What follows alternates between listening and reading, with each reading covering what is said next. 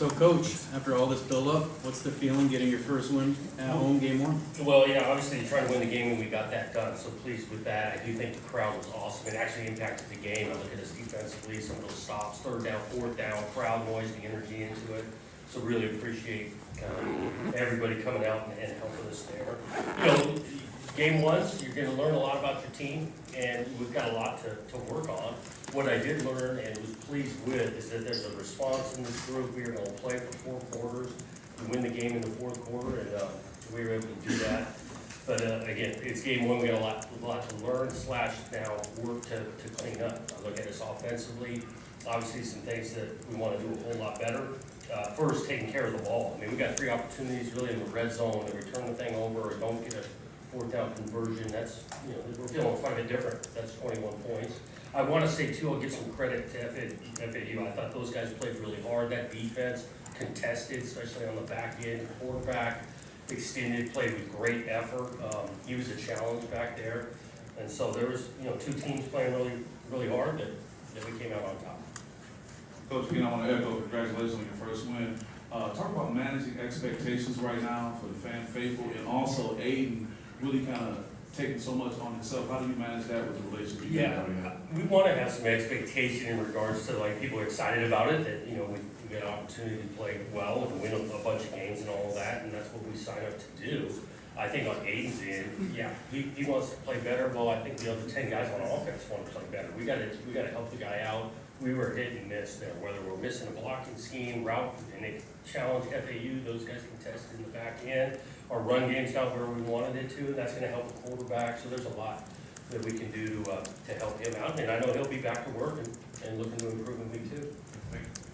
2 questions. Can you share your thoughts on going for it instead of kicking a short field goal up 9? And what were you told on the play where they turned it over on down, but one was a roughing the passer and you got 30 yards, but you kept the ball? What were you told there? Obviously, we'd love to have gotten that 4th, and I think it was about 1.5 yards. And some of that's going to be a little bit of mentality. You know, I preach it to the team that the difference between 73 points is huge, and so that opportunity arose. That was probably overly aggressive because you kick a field goal, if you make the thing, yeah, you're up 2 scores, so hindsight 20 probably was on the other direction. On the kind of late, all of a sudden we got the ball. Finally got the explanation. Well, after review, quarterback goes to slide where he gives himself up. He's then declared short of the line of game.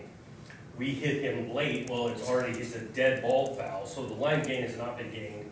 So we hit him late, that's 15, and then all of a sudden we got some emotion, which I love our guys playing with emotion, but we got some emotion, there's another 15, so it's all after the play. So that's how it chalks off 30 yards and we got the ball.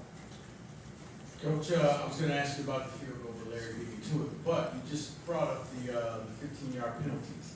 What do you account for the amount of personal foul penalties? Yeah, too many, without question. Again, we want to play with some aggression, but we got to have some technique at the same time. So it's not just, it was a late hit. We got, horse collar here. We got to be smart around the sideline. We knew going into the game the quarterback was going to be athletic and aggressive, get out, but he likes to slide. We got to be aware when that's taking place. I will say that's not easy, because as you're going to go tackle a guy, it's really proper technique. You want to go low, you want to tackle low, and then all of a sudden he's coming down right in that slide. It's not easy, but we got to coach it better and get better at it. Yeah, Coach, you just touched on it a little now, but obviously that ferociousness is kind of what led you guys to have some success on defense, but at the same time it led you to some trouble. What do you tell the guys to kind of keep them coming with that energy, but more smartly? Yeah, we just got to keep coaching it and how we finish plays, and just again gaining some awareness. We need them playing with energy, but at the same time not such out of whack that they can't have some awareness when how we're finishing plays. Whether we're talking the sideline, on the quarterback, sliding, we got to be great with our hands. We go hands to the face. We got it on, like I said, the horse collar. So a lot to tighten up. Hey, Jonathan, I was wondering real quick, do you have an update on Dylan and Antonio? I'm sorry. I got a quick briefing. There's going to be further, take a look at him, so I don't have anything down there. As far as the red zone, I think you guys were the #1 red zone offense in the country last year, and then I think it was 1-4 tonight. I mean, is there anything you can attribute to that overall? Well, you turn the thing over. We got to run the ball better down there. I'll know that. On Aiden's interception on 3rd down, we can't ball up twice. We get pretty much nothing. We've got to be able to run the ball and make things physical. That will help the red zone offense. what do you say to Aiden, when, on the first play, you know, it looked like you guys were going long, maybe trying to find some momentum, just get excitement going? Yeah, and so I give that a little credit to FAU, like, you know, we had that lined up for what we want to do. He's looking at belling, if not, he's going over the top. We went over the top, got one-on-one picture, guy made a better play. And again, I'm sure watching the tape a little bit more, we could detail the route more, we need to stair step to be able to separate more. And then we got a little bit of pressure where he's moving his feet, so the timing's not quite right. That comes with a lot of detail. But in the moment, you know, just, I know you wanna have that like next play and stacking play mentality, but what do you tell him just to kind of settle him down? I didn't really talk to him after that yet. You know, he went out and, you know, first play, whatnot, he regrouped, and I didn't have a ton to say to him. Ryan? Yeah. Yeah, two questions, John. The play of Aiden, I mean, how would you assess the good and the bad there? Yeah, you know, I think he saw the field decent out there, you know, coverage recognition, could have been accurate a little bit on a couple of easier throws that he do. I do think he competed out there, ran with the ball, showed up a little bit. We gotta keep the thing locked up because he put it on the ground. I think he got confused on the interception. He thought it was one coverage and it wasn't. And that's, again, first game, there's a bunch of learning out there, and I know he'll learn from it.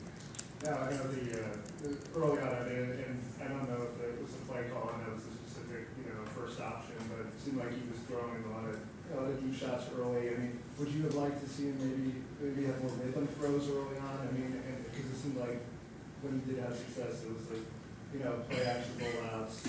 Yeah, we have a couple of different facets of our play action game. Early on, we did have an emphasis because we felt like the coverage was going to allow us to kind of put the ball up, stretch the field, and early on, that's what we call it. Graham and then Chris. The defense, obviously you're playing a quarterback, is a little bit one-dimensional, but pretty dangerous. How do you assess the defense after week one, given that, you know, they didn't maybe face some of the coverage challenges you will down the road, but with what you saw in terms of getting after it and... Yeah, I do think the effort was there. I think we played multiple guys. We talked about it coming into the game. We were rotating the D-line, secondary, a couple of guys going down, next guy up, inside linebackers. We got a third down package where you're seeing about 6 new guys come on the field. Love that we played a lot of guys and played with some great effort.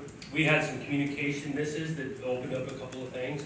We're going to play athletic quarterbacks. We got to do a great job trying to learn how to contain that. But overall, this ain't a game of perfect, and those guys played really, really hard for 4 quarters. Chris?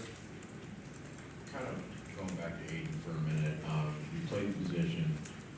I guess, first of all, how much of a difference it is there for a kid like that going from playing a series game to a full game?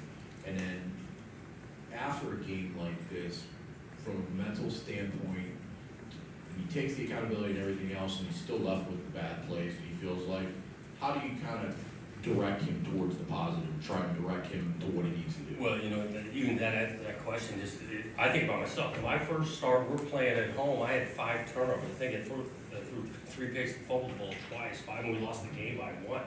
And so, you know, it goes back to the response, and this thing ain't easy.